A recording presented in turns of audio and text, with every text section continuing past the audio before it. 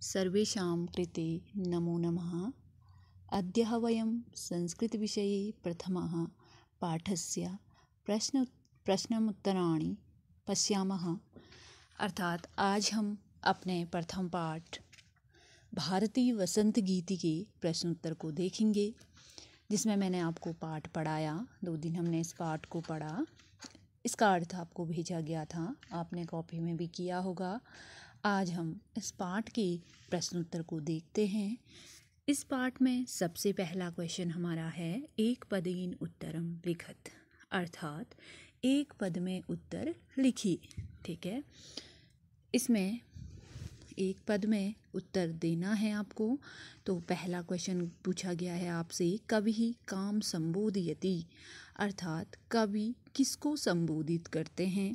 तो हमने पाठ पढ़ा भारतीय वसंत गीति, अर्थात हमने वीणा पाणी सरस्वती के बारे में यह पाठ पढ़ा, जिससे कवि क्या कहते हैं, वीणा को बजाने के लिए कहते हैं। तो यहाँ पे कवि किसको संबोधित करते हैं, वाणी, अर्थात वीणा को धारण करने वाली वीणा पाणी, जिसको हम क्या कहते हैं, सरस्वती कहते हैं। तो हम उत्तर क्या लिखेंगे, वाणी, जिसको हम संस्कृत में सरस्वती को क्या कहा गया है, यहाँ पे इस पाठ में उसको सरस्वती को हम वाणी कहा गया है। तो हमारा उत्तर क्या आएगा, वाणी। आया समझ में। कवि काम संबोधयति, अर्थात कवि किसको संबोधित करता है, वाणी, अर्थात सरस्वती को संबोधित करते हैं। सेकंड क्वेश्चन आपसे पूछा गया है, कवि वाणीम काम वादयितुम प्रार्थयति, अर्थात कवि वाणीम अर्थात वीणा को किसको बजाने के लिए कहते हैं, अर्थात काम अर्थात किसको, वादयितुम अर्थात बजाने के लिए, प्रार्थयति अर्थात प्रार्थना करते हैं। तो किससे कहते हैं कवि, यहाँ भी वाणीम आएगा, अर्थात सरस्वती को क्या कहते हैं, वीणा बजाने को कहते हैं। अगला क्वेश्चन, कीदृशीं वीणां निनादयितुं प्रार्थयति, किस प्रकार की वीणा को बजाने के लिए प्रार्थना करते हैं कवि। तो नवीनाम, अर्थात नई, नवीनाम, सुंदर, ठीक है, नवीन वीणा को बजाने के लिए क्या कहते हैं, कवि सरस्वती से कहते हैं, है ना। कवि वाणीम से कहते हैं कि आप क्या करो, नवीन वीणा को बजाओ, है ना। निनादय नवीनामा ये वाणी वीणा, अर्थात तुम क्या करो, नवीन वीणा को बजाओ। समझ में। अगला क्वेश्चन आपसे पूछा गया है, गीतिम कथम गातुम कथयति, गीत कैसे गाने को कहते हैं कवि। गीतिम कथम अर्थात कैसे, गातुम अर्थात गाने के लिए, कथयति अर्थात कहते हैं। तो कैसे गीत को गाने के लिए कहते हैं, मृदुम अर्थात मीठे, ठीक है, सुंदर मीठे गीत को, अर्थात मधुर गीत को, कोमल गीत को कहने के लिए कवि वीणा वाणी से कहते हैं। अगला क्वेश्चन, सरसा रसाला कदा लसंती, सरसा रसाला कदा लसंती, अर्थात मधुर आम के पेड़ कब विकसित होते हैं, अर्थात कब लगते हैं उनमें आम। तो यहाँ पे आया वसंते, ठीक है, वसंत समय में। जब हमारा श्लोक था ललित पल्लव, जब हमारा श्लोक हम पढ़ रहे थे, वसंते लसंती शरशा रशाला कलापा ललित कोकिला काकली नाम, है ना। तो वसंत समय में ही क्या होते हैं, सरस अर्थात मधुर आम के पेड़ पे क्या लगते हैं, आम लगते हैं, ठीक है। यहाँ तो क्या आएगा, वसंते। ये था हमारा एक पद में उत्तर देना था, तो हमने सिर्फ एक ही पद में इसमें उत्तर देना है। अगला क्वेश्चन इसमें है, प्रश्नानाम उत्तराणि पूर्णवाक्येन लिखत, अर्थात प्रश्नों के उत्तर पूर्ण वाक्य में लिखिए। पहला क्वेश्चन है, कवि वीणा पाणिम किम कथयति, कवि वीणा पाणी से क्या कहते हैं।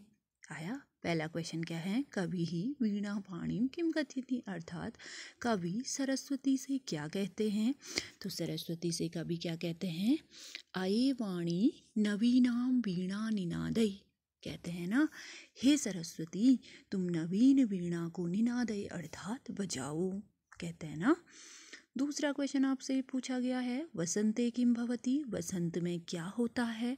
अभी हमारा एक पद में भी एक क्वेश्चन आया है, वसंते सरसाह रशालाह लसंती कोकिला च कूजंती, वसंते लसन्तीह सरसारशाला कलापा ललित कोकिला काकलीनाम।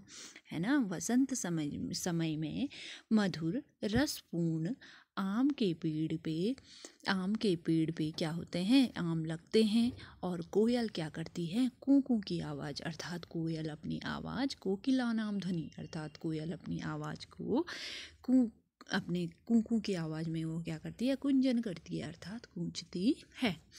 अगला क्वेश्चन, आप लोगों की बुक में किसी के पास ये वाला क्वेश्चन होगा, किसी के पास अगला क्वेश्चन होगा, तो हम लोग यही क्वेश्चन को अपने कॉपी में करेंगे। सरस्वत्याः वीणां श्रुत्वा किं परिवर्तनं भवतु इति कवेच्छं लिखत। सरस्वती की वीणा को सुन करके, श्रुत्वा अर्थात सुन करके क्या परिवर्तन हो, ऐसी कवि की इच्छा हमने लिखनी है।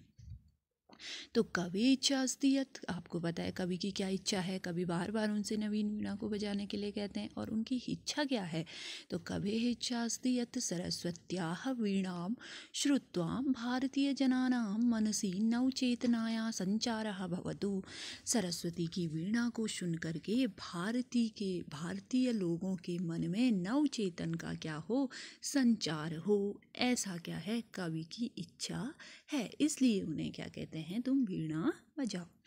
लास्ट क्वेश्चन है इसमें, कवि भगवतीं भारतीं कस्या नद्या तटे मधुमाधवीनां नन्तां पंक्तिम अवलोक्य वीणां वादयितुं कथयति। अर्थात कवि भगवती भारती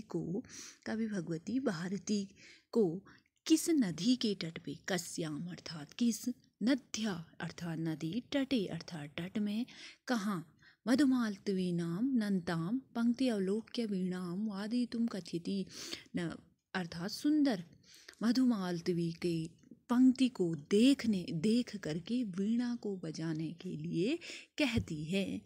तो किस नदी के तट पे क्वेश्चन हमारा है, सिर्फ हमने आंसर देना है कि किस नदी के तट पे ऐसे नई पंक्ति को देख के, मधुमालती की पंक्ति को देख करके कि माधवी की पंक्ति को देख करके कि वीणा बजाने के लिए कहती हैं, किसको, किस नदी के तट पे। तो हमने उत्तर क्या लिखना है, कवि भगवतीं भारती यमुना नद्या तटे, यमुना नदी के तट में मधुमाधवी नाम नन्तां पंक्तिम अवलोक्य वीणा वादयितुं कथयति। किस नदी के तट पे, यमुना नदी के तट पे। ठीक है, तो आज हम सिर्फ 2 ही क्वेश्चन को इस पार्ट में देखेंगे और याद करने की कोशिश करेंगे।